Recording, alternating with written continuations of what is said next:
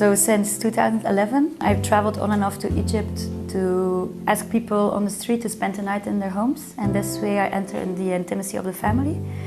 And when the book was almost finished, I started to question myself as a Western photographer, and I started to question how to show the complexity of the country.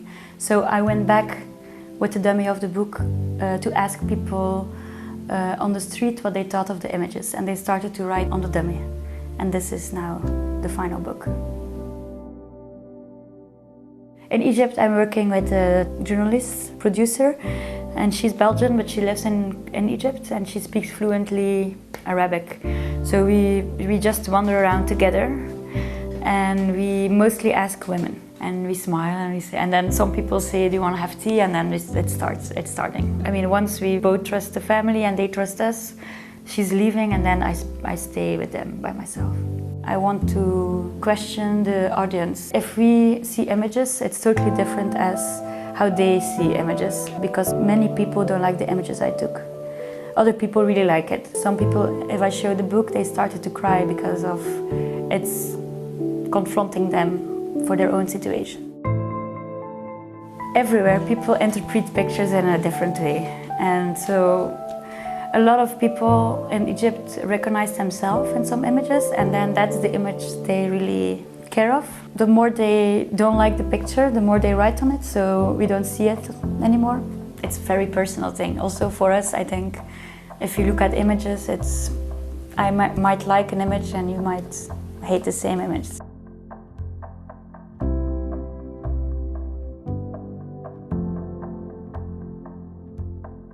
Because one image I took in 2012, so quite a long time ago, of quite a poor family who was living in Cairo.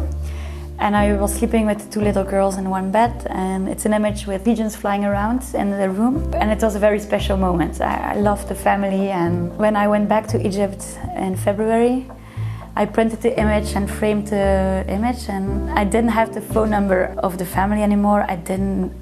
I knew the metro stations around their house, but I couldn't remember the house exactly. I tried to find them back, and I thought in Cairo it will never be possible. But it's a long, crazy story, but anyway, I found them back. Many things happened to them, but I went there and gave the image to them. They were so happy also to see me, and they remembered everything. And I was quite scared to show them the dummy, because there's also a picture of the little boy almost naked after he took a bath, and many of them didn't have a scarf on, so I was like, how will they react? And they loved it.